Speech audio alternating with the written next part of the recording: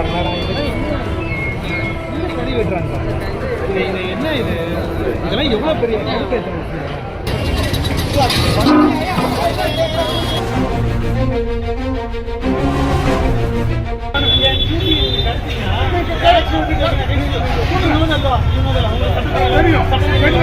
என்னோட கடமையை நீங்க நிறுத்துறீங்களா? அரசாங்க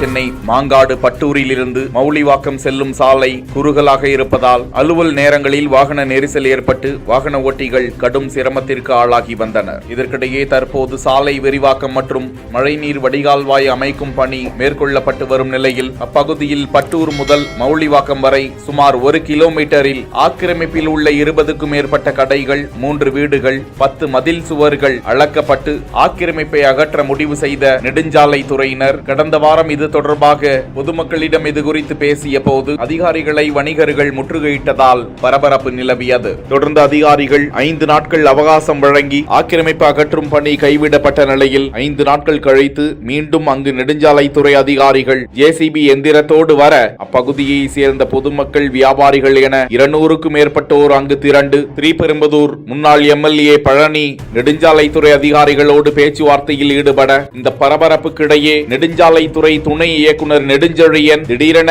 நெடுஞ்சாலையை ஆக்கிரமித்து வைக்கப்பட்டுள்ள கடைகளின் பாத்திரங்கள், நாற்காலி, குடம் உள்ளிட்ட பொருட்களை தூக்கி எறிந்து வீசியதால் பகுதியில் பதற்றம் நிலவியது.